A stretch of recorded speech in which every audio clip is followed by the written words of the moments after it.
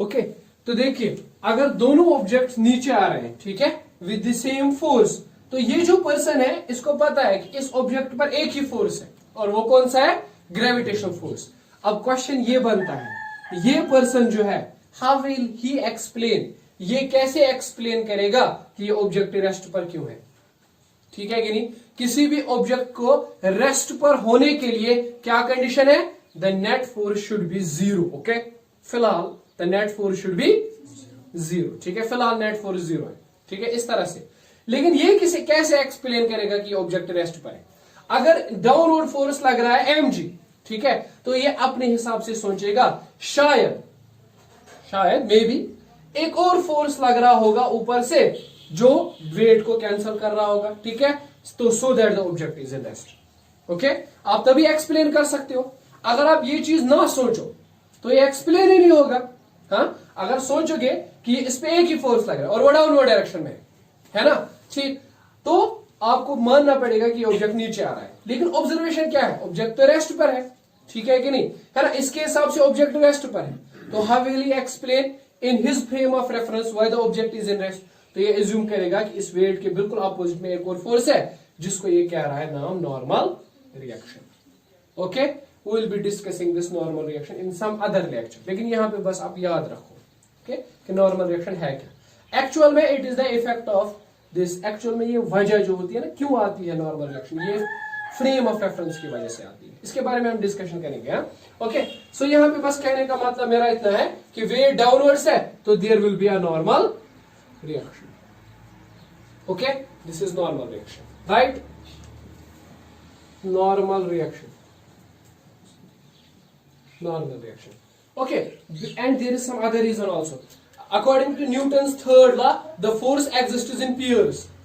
Force always exists in pairs. If there is action, there is some reaction also. ठीक है, तो आप मतलब ये मत सोचो कि मतलब खुद से कुछ भी कर रहे हैं, ऐसा कुछ नहीं है। वेट अगर डाउनवर्ड्स है तो there will be an opposite force which is in upward direction called as normal reaction. ठीक है, it is easily justified on the basis of third law, right? easily आप इसको justify कर सकते हो third law की basis पे, right? so चलिए ठीक। अब ये जो static friction का जो value है, limiting friction जो है, it depends on the normal reaction. It depends on normal reaction. देखो क्या value of limiting friction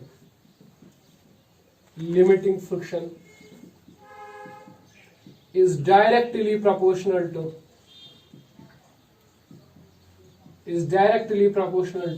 okay value of normal reaction या magnitude of normal reaction। ठीक है, फ्रिक्शन का जो वैल्यू है ना वो किस चीज पे डिपेंड करता है? स्टैटिक फ्रिक्शन का वैल्यू वो नॉर्मल रिएक्शन के वैल्यू पे डिपेंड करता है।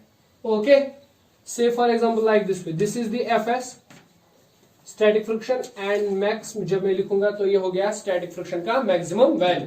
Limiting friction, it depends on the magnitude of what? Normal reaction. Okay, देखो जब नॉर्मल रिएक्शन बढ़ेगा तो इसका मैक्सिमम वैल्यू ज्यादा होगा, ठीक है कि नहीं? अब ये चीज तो आप आराम से जस्टिफाई कर सकते हो कि नॉर्मल फ्रिक्शन बढ़ने, नॉर्मल रिएक्शन बढ़ने से कैसे फ्रिक्शन का वैल्यू बढ़ेगा। Say there is an object which is like this, एक ऑब्जेक्ट है जो कि इस तरह से, दूसरा ऑब्जेक्ट है जो कि इस तरह से, this is object B, this is object A. Okay बेटा बताइए मुझे स्टैटिक फ्रिक्शन किस वाले केस में ज्यादा होगी, पहले वाले में कि दूसरे वाले में? दूसरे वाले में। ऑब्वियसली उससे ज्यादा एक्सटर्नल फोर्स लगेगा मूव करवाने के लिए, तो स्टैटिक फ्रिक्शन दूसरे वाले में ज्यादा होगी। अब देखिए क्यों, इसका डाउनवर्ड वेट होगा W1 और यहाँ पे नॉर्मल रिएक्शन होगी R1, यहाँ पे W2 वेट होगा और नॉर्मल रिएक्शन होगी R2। तो बताइए normal reaction is equal to weight है ना यहाँ पे, तो बताइए किस में नॉर्मल रिएक्शन ज्यादा होगी, फर्स्ट वाले में कि सेकंड वाले में? सेकंड वाले में, वो तो बाहरी ऑब्जेक्ट है ना, ठीक है, तो नॉर्मल रिएक्शन उसका ज्यादा है ना, इसीलिए स्टैटिक फ्रिक्शन का वैल्यू भी वहां पे, ठीक है कि नहीं, है ना। सो जैसे ही नॉर्मल रिएक्शन का वैल्यू बढ़ता है स्टैटिक फ्रिक्शन का वैल्यू भी बढ़ जाता है, ठीक है। Okay, let us right it like this वे। अब आप देखिएगा यहां पे मैं प्रोपोर्शनैलिटी को हटा रहा हूं, is equal to, I will introduce some constant, ठीक है, कोई कांस्टेंट, उसको लिखते हैं म्यू और उसके बाद छोटा सा एस, म्यू एस, ठीक है कि नहीं। अब ये म्यू एस क्या है? Where mu s is constant of proportionality called as, जिसको कहा जाता है coefficient of static friction. Okay, it's called as coefficient of static friction. Coefficient of static friction, right? Coefficient of static friction. अभी आप पूछोगे ये है क्या असल में? We'll be defining it, huh? Okay, I can write it mu s is equal to fs maximum divided by what? Normal reaction. Okay, so it is simply the ratio of static friction to normal reaction. Static friction और normal reaction का जो ratio होता है उसी को हम कहते हैं mu s. And it is purely a number. In fact, it is a number. Why?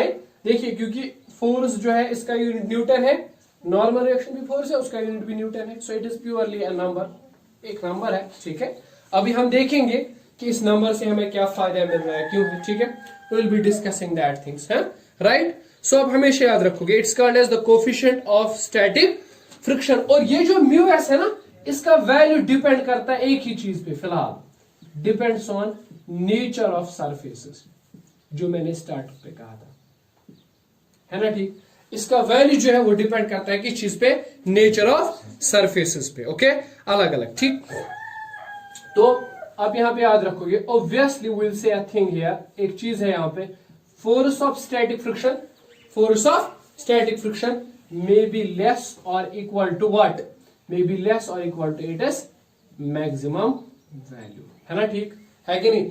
जब आप स्टैटिक फ्रिक्शन देखोगे ना दो सरफेसेस के बीच में, स्टैटिक फ्रिक्शन पहले तो कम होगी, लेकिन बाद में बढ़ते बढ़ते बढ़ते बढ़ते कितनी हो जाएगी, लिमिटिंग फ्रिक्शन के बराबर हो जाएगी. ठीक है कि नहीं, है ना. ठीक, तो वही मैंने लिखा कि स्टैटिक फ्रिक्शन का जो वैल्यू है, okay I will write it like this, static friction का जो वैल्यू है वो इसके मैक्सिमम वैल्यू से कम या उसके बराबर हो सकता है. ठीक है, स्टैटिक फ्रिक्शन का वैल्यू कभी भी इस लिमिटिंग फ्रिक्शन से ज्यादा नहीं होता है, क्योंकि यही तो है ना उसका maximum.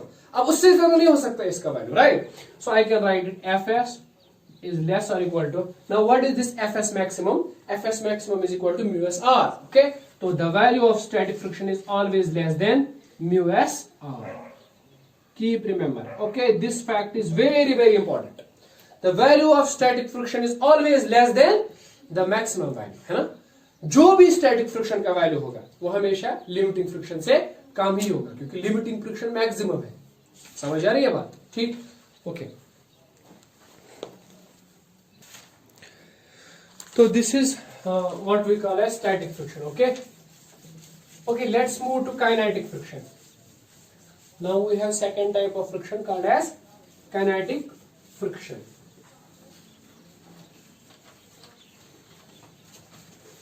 Okay, let's discuss that. Kinetic friction. Okay, tell me the definition of kinetic friction. It is the friction, ये वो फ्रिक्शन होती है between the surfaces when they are moving over each other. ठीक है, when the one object moves, slides over other object. Okay, the friction simple है, the friction between surfaces of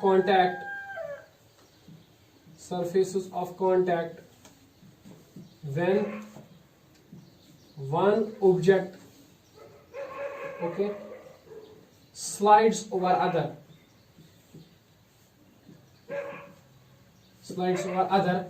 is called as kinetic friction, kinetic friction. okay, या इसका एक और नाम भी है sliding friction. Is that clear? Sliding friction. ठीक है, स्लाइडिंग फ्रिक्शन क्या है या काइनेटिक फ्रिक्शन क्या है? अगर आपके पास एक ऑब्जेक्ट है इस तरह से, this is an object like this, I will name it as object A. Okay, and ये किसी सरफेस पर है, चलिए सरफेस है बी. तो जब आप एक्सटर्नल फोर्स लगाओगे, what happens? There will be some force of friction called as what? Static friction. चलिए अभी मान लेते हैं अभी ऑब्जेक्ट रेस्ट पर है, ठीक है, मोशन नहीं हो रही है. तो जब आप एक्सटर्नल फोर्स को बढ़ाओगे, what will happen? The value of static friction will increase, है ना, till it will reach at its maximum, called as limiting friction, है ना। उसके बाद क्या होगा, उसके बाद होगा ये कि object will begin to move, okay, object move करेगा, right, this is object A. तो अगर ऑब्जेक्ट इस तरह से एक्सटर्नल फोर्स लग रहा है, ऑब्जेक्ट मूव कर रहा है, ठीक है, now the object is in motion, इस टाइम पे जो फ्रिक्शन होगी ना, that is called as kinetic friction, FK, kinetic friction, ठीक है। सो काइनेटिक फ्रिक्शन क्या है, ये वो फ्रिक्शन होती है जो सरफेसेस के बीच में होती है when the object begins to move, ठीक है, जब ऑब्जेक्ट स्लाइड करता है, मूव करता है, तब जो फ्रिक्शन होती है ना दो सरफेसेस के बीच में, that is called as kinetic friction, that is called as kinetic friction, ठीक है। अब इस फ्रिक्शन के बारे में भी कुछ पॉइंट्स हैं। First of all, kinetic friction depends on, kinetic friction okay depends on nature of surfaces in contact, okay, जो भी surfaces कांटेक्ट में है उनका नेचर क्या है, उस चीज पे काइनेटिक फ्रिक्शन डिपेंड करती है, ठीक है, right. I will set just provide you an example, थोड़ा सा वेट करो आप, ठीक है, कि नेचर असल में क्या है, यहाँ पे कहना क्या चाहता है नेचर वगैरह पे, ठीक है। तो काइनेटिक फ्रिक्शन जो है वो डिपेंड करता है नेचर ऑफ सरफेसेस पर, ठीक है। Second thing, it is independent of area of contact, independent of area of contact between surfaces, okay, surfaces के बीच में जो एरिया होता है, एरिया ऑफ कांटेक्ट, ठीक है, उस पे ये डिपेंड नहीं करती है, ठीक है ना, ठीक। इस तरह से देखिए, अगर आपके पास एक ऑब्जेक्ट है लाइक दिस वे, है ना, ये ऑब्जेक्ट ए है, तो इसी तरह से आप इसी ऑब्जेक्ट को लीजिए, लेकिन आप इसे उल्टा रख दीजिए, आप इस तरह से, है ना, ठीक, यही ऑब्जेक्ट है सेम टू सेम, अब आपने इसको क्या किया, थोड़ा उल्टा कर दिया, है ना। तो यहां पर जो काइनेटिक फ्रिक्शन का वैल्यू होगा that will remain same, okay, it doesn't depend on what, it does not depend on area of contact. यहां पे एरिया ऑफ कांटेक्ट कम है, यहां पे एरिया ऑफ कांटेक्ट ज्यादा है, ठीक है, लेकिन इस बात पे काइनेटिक फ्रिक्शन डिपेंड नहीं करती, ठीक है, दोनों ही जगह पर काइनेटिक फ्रिक्शन का वैल्यू सेम आएगा, ठीक है कि नहीं। So kinetic friction is independent of area of contact between the surfaces, okay. Now next thing, अब यहां पे कह सकते हैं कि काइनेटिक फ्रिक्शन जो है it is nearly independent of the velocity of object, ठीक है। काइनेटिक फ्रिक्शन लगभग आप कह सकते हो कि वेलोसिटी ऑफ द ऑब्जेक्ट पे डिपेंड नहीं करती है, ठीक है कि नहीं, है ना। So it does not depend on, nearly approximation, it does not depend on velocity with which object is moving, okay, कितनी वेलोसिटी से ऑब्जेक्ट मूव करेगा, है ना, उस चीज पे काइनेटिक फ्रिक्शन डिपेंड नहीं करती, it has nothing to do with the velocity, okay. So I can write it, Fk kinetic friction is directly proportional to v raised power 0, it simply means that it has nothing to do with the velocity, okay, it has nothing to do with the velocity, right। अब ऐसा नहीं है कि मतलब हम कह रहे हैं कि इंडिपेंडेंट है, मतलब डिपेंडेंसी नहीं, ऐसा नहीं है, कुछ जगह पर है डिपेंडेंस, है कुछ जगह पे, जैसे हम सिंपल हार्मोनिक मोशंस में डिस्कस करेंगे, डैम्पिंग फोर्सेस स्टैटिक फोर्सेस होते हैं, फ्रिक्शनल फोर्सेस होते हैं, लेकिन उनकी वेलोसिटी डिपेंडेंस है, वो वेलोसिटी पे डिपेंड करता है, समझ आई बात, ठीक। लेकिन आप कह सकते हो रफली, अगर आप वहां पर भी डिपेंडेंस देखोगे तो बहुत कम है, ठीक है, आप रफली कह सकते हो it doesn't depend on what, velocity of object. At this stage the statement seems to be correct, okay। in damping motions we will see that कि friction के साथ ऐसा ज्यादा डिपेंडेंस होती है, वेलोसिटी की थोड़ी बहुत डिपेंडेंस होती है, there is an expression called as viral expansion, हम वहां पे पढ़ेंगे viral expansion के बारे में, और उसी चीज पे हम वहां पे बोलेंगे कि फ्रिक्शन किस तरह से वेलोसिटी पे डिपेंड करती है, ठीक है। लेकिन एज सच, है ना, और लेकिन दैट्स एन एक्सेप्शन, वो तो एक एक्सेप्शन है ना, डैम्पिंग फोर्स एक एक्सेप्शन है, वो तो छोड़ो, लेकिन almost in every case, almost it is found to be independent, okay. Now मेरा जो स्टेटमेंट है it should be taken in a positive way, मैं ये नहीं कह रहा हूं कि कभी भी नहीं है वेलोसिटी, फ्रिक्शनल फोर्स कभी डिपेंड नहीं करता है वेलोसिटी पे, ऐसा कुछ नहीं है, ठीक। इट्स अ सिंपल स्टेटमेंट कि generally, most generally, in most of the cases this thing is valid, right, but not always, not always. हम इस चीज पे डिस्कशन करेंगे आगे, why not always. Okay, next thing, it is always less than what, हाँ, it is always less than static friction. Obviously होना भी चाहिए, स्टैटिक फ्रिक्शन से कम है, क्यों? क्योंकि स्टैटिक फ्रिक्शन मैक्सिमम है, स्टैटिक फ्रिक्शन का वैल्यू मैक्सिमम होता है, ठीक है, लिमिटिंग। यानी इस तरह से याद रखोगे कि स्टैटिक फ्रिक्शन जो है वो ऑब्जेक्ट को मूव नहीं करने देता है ना, ठीक, लेकिन इस टाइम पे ऑब्जेक्ट मूव कर रहा है, ठीक है, तो यहां पर जो फ्रिक्शन होगी that will be less as compare to static friction. Kinetic friction is less than static friction, okay, remember. अच्छा, एक चीज इस तरह से आप लिख सकते हो क्या, kinetic friction is less than static friction, okay, which is in fact less than it is limiting value, है ना। तो ये तो बढ़िया स्टेटमेंट हुआ ना ये वाला, ओके, है ना, ठीक, राइट। क्या सबसे छोटी, सबसे कम क्या होता है, काइनेटिक फ्रिक्शन, उसके बाद स्टैटिक फ्रिक्शन, सबसे बड़ा क्या होता है, सबसे बड़ा होता है maximum value of static friction, okay, ठीक है कि नहीं, है ना। इस स्टेटमेंट को हमेशा याद रखना, इट इज आस्क्ड, तो ये तो बहुत ही इंपॉर्टेंट स्टेटमेंट है, राइट। चलिए ठीक है, okay, next, moving to next point now. हम यहां पे कह सकते हैं इस तरह से, देखिए ये ग्राफ जो है ना, it also explains this thing, ठीक है, दिस थिंग, हाँ, kinetic friction is less than static friction, this is the value of kinetic friction, kinetic friction, है ना। सी दिस वैल्यू इज, ये स्टैटिक फ्रिक्शन है and this is kinetic friction, this value is less than static friction, okay, the value is less than static friction, right. चलिए ठीक है, okay, will be discussing some other thing, हाँ। Now next property, next point वो ये है कि जिस तरह से स्टैटिक फ्रिक्शन का मैग्नीट्यूड नॉर्मल रिएक्शन पे डिपेंड करता है, इसी तरह से काइनेटिक फ्रिक्शन का मैग्नीट्यूड भी नॉर्मल रिएक्शन पर ही डिपेंड करता है, ठीक है। तो आप याद रख सकते हो कि kinetic friction is directly proportional to, हाँ, normal reaction, kinetic friction is directly proportional to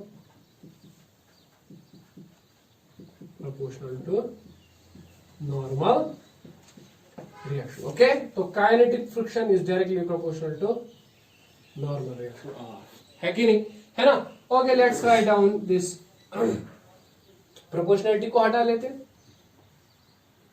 एक कांस्टेंट लगा देते हैं म्यू के, where mu k is nothing but it is constant of proportionality called as coefficient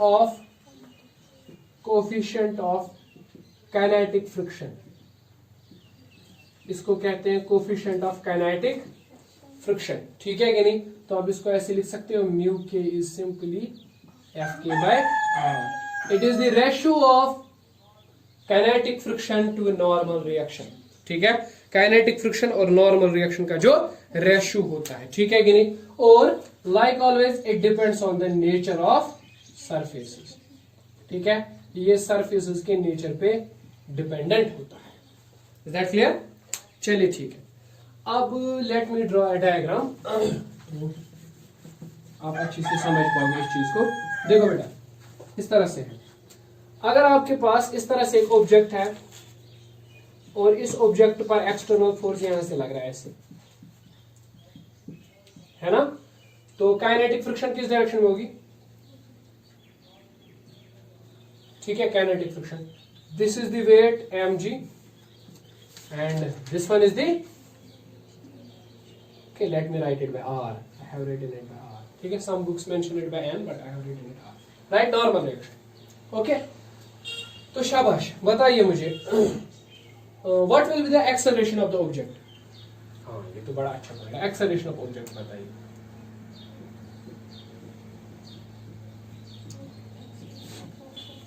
Acceleration is force by mass. Okay, acceleration is nothing but it is force by mass. So I can write it net force divided by mass. ठीक है, बताइए आप net force क्या होगा, ये F external minus F के minus F external, F external minus F के, क्योंकि ऑब्जेक्ट इसी डायरेक्शन में मूव कर रहा है ना, तभी पॉसिबल है जब एफ एक्सटर्नल ज्यादा होगा, है ना ठीक। तो I can write it acceleration net force will be F external minus F K divided by mass. Okay, is that clear, है ना, सिंपल सा स्टेटमेंट है यार, कोई खतरनाक मसला नहीं है ना ठीक। अब देखिए, if the object is in uniform motion, what happens, if object is in uniform motion under friction, है ना, if object is in uniform motion, बताइए बेटा, अगर ऑब्जेक्ट यूनिफॉर्म मोशन में होगा तो एक्सेलरेशन कितनी होगी, 0, है ना। उस टाइम पे क्या होगा, 0 will be equal to F external minus F K divided by M, which implies that F external is equal to F K. ठीक है, ठीक।